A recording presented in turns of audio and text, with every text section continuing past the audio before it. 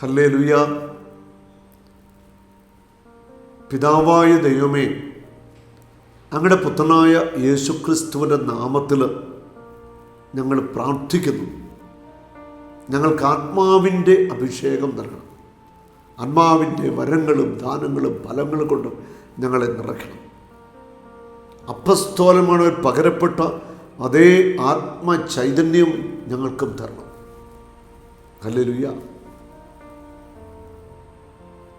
ദൈവത്തിൻ്റെ പ്രിയപ്പെട്ട ജനമേ, ദൈവത്തിൻ്റെ ആത്മാവിന് വേണ്ടി നമ്മൾ ഒത്തിരിയേറെ പ്രാർത്ഥിക്കുന്നുണ്ട്. പക്ഷേ ഈ ആത്മാവിൻ്റെ ചൈതന്യം നമ്മൾ ജ്വലിക്കണമെങ്കിൽ, ആത്മാവിൻ്റെ ശക്തി കൊണ്ട് നമ്മൾ ബലം പ്രാപിക്കണമെങ്കിൽ, കരുത്തുള്ളവരായിട്ട് മാറണമെങ്കിൽ, നമ്മൾ നമ്മുടെ ജീവിതം കൊണ്ട് തന്നെ വില കൊടുക്കണം. ആഴമായ ഒരു സമർപ്പണത്തിന് തയ്യാറാണ്. മമുദീസായുടെയും കുദാശകളുടെയും ഒക്കെ ആത്മാവിനെ നമുക്ക് നൽകപ്പെട്ട് കഴിഞ്ഞു. പക്ഷേ ഈ ആത്മാവിൻ്റെ ശക്തി ജ്വലിച്ച് നമ്മൾ കർത്താവിൽ ജ്വലിക്കുന്ന തീപ്പന്തങ്ങളായിട്ട് മാറണമെങ്കിൽ അതിനൊരു സമർപ്പണം കൂടിയേ മതിയാവത്തുള്ളൂ. വില ഉള്ളതാണ് ദൈവത്തിൻ്റെ ആത്മാവും ആത്മാവിൻ്റെ ശക്തിയും. അത് ലഭിക്കണമെങ്കിൽ നമ്മൾ ജീവിതം കൊണ്ട് വില കൊടുത്തേ മതിയാവത്തുള്ളൂ. അങ്ങനെ ജീവിതത്തിൽ വലിയ വില കൊടുത്ത ഒരു വ്യക്തിയാണ് ജഫ്ത എന്ന മനുഷ്യൻ. വിശുദ്ധ ബൈബിളിൽ ന്യായാധിപന്മാരുടെ പുസ്തകം 11-ാം അധ്യായത്തിൽ ആ സംഭവം നമ്മൾ വായിക്കും. ഗിലെയാദിൻ്റെ മകനായ ജഫ്ത, ഗിലെയാദിൻ ഒരു വേശ്യാസ്ത്രീയിൽ ജനിച്ച മകനായിരുന്നു ജഫ്ത. ഈ ജഫ്ത ബുദ്ധിമാനും തൻ്റെടിയും കഴിവൊക്കെയുള്ള വ്യക്തിയായിരുന്നു. ആ നാട്ടിൽ ജീവിക്കാൻ പറ്റാതായപ്പോൾ ജഫ്ത തൻ്റെ ഭാര്യയും മകളെയുമായിട്ട് അവിടെ നിന്ന് പോവുകയാണ്. ഈ ജഫ്ത മറ്റൊരു സ്ഥലത്ത് നിന്ന് അവിടെ താമസം ആരംഭിച്ചു. ജീവിക്കാൻ വേണ്ടി ഒരു കൂട്ടം കള്ളന്മാരോടൊപ്പം ചേർന്ന് അങ്ങനെ കള്ളത്തരവും മോഷണം പിടിച്ചവരെയൊക്കെ ആയിട്ട് ജീവിക്കാം. അവിടെ ജഫ്ത എത്തിച്ചേരുന്നത് മോശമായ ഒരു പറ്റം ആളുകളുടെ കൂടെയാണ്. ഈ ജഫ്ത ആത്മധൈര്യവും കരുത്തും തൻ്റെ ഇടത്തോടെ ഇങ്ങനെ ആ ഒരു വഴിയിലൊക്കെ ജീവിച്ചുകൊണ്ടിരിക്കുക. മൊവാബിയർ വന്ന് ഇസ്രായേലിനെ യുദ്ധത്തിൽ പലതവണ പല വിധത്തിൽ പരാജയപ്പെടുത്തിക്കൊണ്ടിരുന്നു. അവർക്ക് നേതൃത്വം കൊടുക്കുവാനായിട്ട് ശക്തനായ കരുത്തനായ ഒരു വ്യക്തി ആ സമയത്തില്ലാതെ പോയി. അവിടെ നിന്ന് മറ്റൊരു ദേശത്ത് പോയി ജീവിക്കുന്ന ജഫ്തായെ തേടി അവർ പോവുകയാണ്. അവർ ചെന്ന് ജഫ്തായുടെ കാര്യങ്ങൾ പറഞ്ഞു. നമ്മുടെ നാടിൻ്റെ സ്ഥിതി, പരാജയത്തിൻ്റെ അവസ്ഥകൾ. ജഫ്ത അവരോട് പറയുകയാണ്, ഞാൻ നിങ്ങളോടൊപ്പം മടങ്ങി വരാം. മൊവാബിയർക്കെതിരായിട്ട് ഞാൻ ഇസ്രായേലിനെ നയിക്കാം. യുദ്ധത്തിൽ ഞാൻ വിജയിക്കുകയാണെങ്കിൽ എന്നെ നിങ്ങളുടെ നേതാവാക്കണം. നിങ്ങൾ തയ്യാറുണ്ടോ? അവർ സമ്മതിച്ചു. അവർ വാക്കുകൊടുത്ത് ജഫ്ത അയക്കും. ഈ ജഫ്ത ആ വാക്ക് വിശ്വസിച്ചു. ഇവിടെ ദൈവസന്നിധിയിൽ പ്രാർത്ഥിച്ചു, ദൈവമേ, അങ്ങയുടെ ആത്മാവിൻ്റെ ചൈതന്യം എനിക്ക് തരണം. ആത്മാവിൻ്റെ ശക്തി കൊണ്ട് എന്നെ നിറയ്ക്കണം. യുദ്ധത്തിൽ വിജയിച്ച് ഞാൻ മടങ്ങി വരുമ്പോൾ പടിപ്പുരവാതക്കൽ വെച്ച് എനിക്ക് ആദ്യം മാലയിടുന്ന വ്യക്തിയെ ഞാൻ നിനക്ക് ദഹനബലിയായിട്ട് നൽകിക്കൊള്ളാം. ജഫ്ത ദൈവത്തിൻ്റെ മുൻപിൽ ഒരു നേർച്ച നേരുകയാണ്. തൻ്റെ മകളെ യുദ്ധത്തിൽ വിജയിച്ചു വരുന്ന ജഫ്തായിക്ക് ദഹനബലിയായിട്ട് കൊടുക്കേണ്ട ഒരു വലിയ വേദനയുടെ നാളുകൾ ഉണ്ടാകുമെന്ന് തിരിച്ചറിയാതെ ജഫ്ത ദൈവസന്നിധിയിൽ നേർച്ച നേരുകയാണ്. അത് പിന്നീട് ജഫ്തയുടെ ജീവിതത്തിൽ വലിയ ഒരു വില കൊടുക്കലായിട്ട് മാറുകയാണ്. നമുക്കറിയാം, അബ്രാഹാം പിതാവ് തൻ്റെ മകൻ ഇസ്ഹാക്കിനെയുമായിട്ട് മോറിയ മലയിലേക്ക് പോയി. തൻ്റെ മകനെ ദഹനബലിയായിട്ട് ദൈവത്തിന് കൊടുക്കാൻ വേണ്ടിയായിരുന്നു. ആ മകനെ കൊല്ലുന്നതിന് മുമ്പ് സ്വർഗത്തിൻ്റെ ഇടപെടലുണ്ടായി.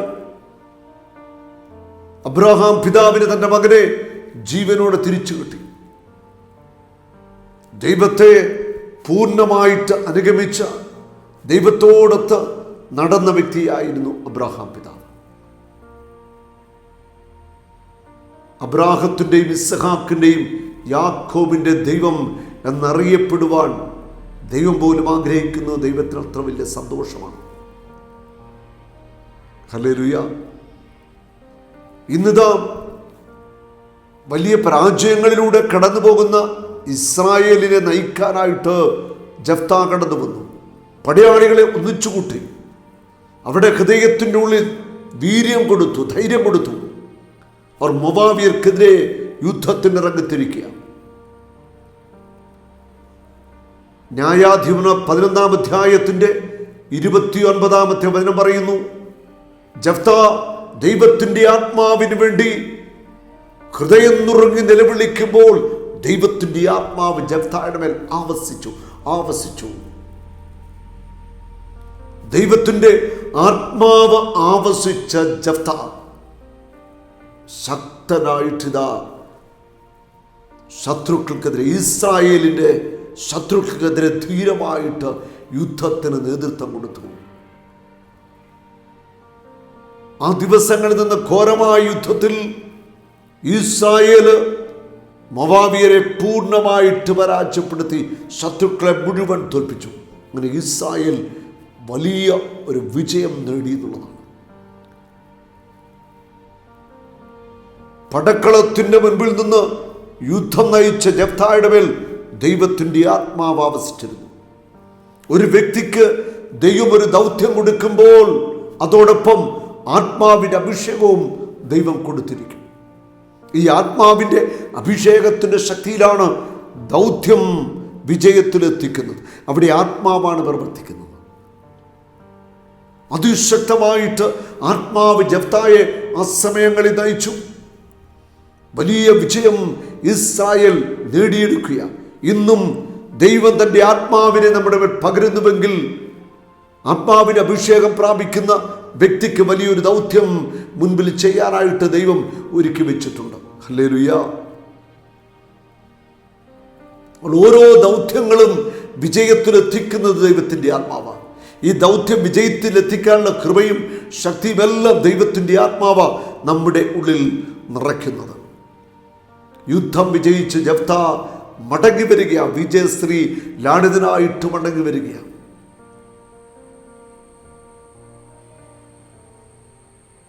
പടിപ്പുരവാതിക്കൽ എത്തുമ്പോൾ ഇതാ ജഫ്തയുടെ ഏക മകൾ, ഒറ്റൊരു മകളെ, വേറെ മക്കളില്ല. ഈ മകൾ ഓടി വന്ന് തൻ്റെ പിതാവിൻ്റെ കഴുത്തിലേക്കൊരു മാലയിടുകയാണ്. ജഫ്ത ദൈവത്തിന് നേർച്ച നേർന്നിരുന്നു.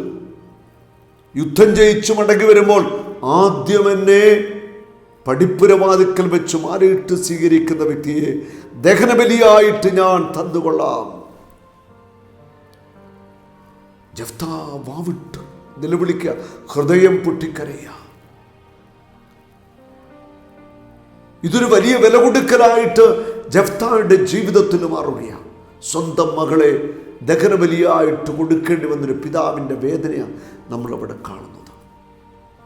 ആ ദൈവത്തിൻ്റെ ആത്മാവിൻ്റെ അതിശക്തമായ അഭിഷേകം പ്രാപിച്ചെടുക്കണമെങ്കിൽ അതിൻ്റെ പിന്നിൽ ശക്തമായ ഒരു വില കൊടുക്കൽ ഉണ്ടായേ പറ്റൂ. ആ വില കൊടുക്കലിന് ശേഷമേ ആത്മാവിൻ്റെ വലിയൊരു അഭിഷേകത്തിലേക്ക് നമുക്ക് യാത്ര ചെയ്യാൻ സാധിക്കും.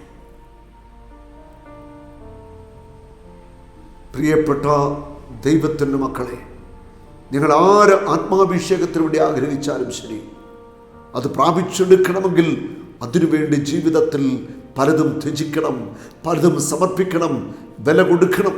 എങ്കിൽ മാത്രമേ വലിയൊരു അഭിഷേകം പ്രാപിച്ച് കർത്താവിൻ്റെ ഹിതമനുസരിച്ച് കർത്താവിൻ്റെ ദൗത്യം നമുക്ക് പൂർത്തിയാക്കാൻ സാധിക്കത്തുള്ളൂ.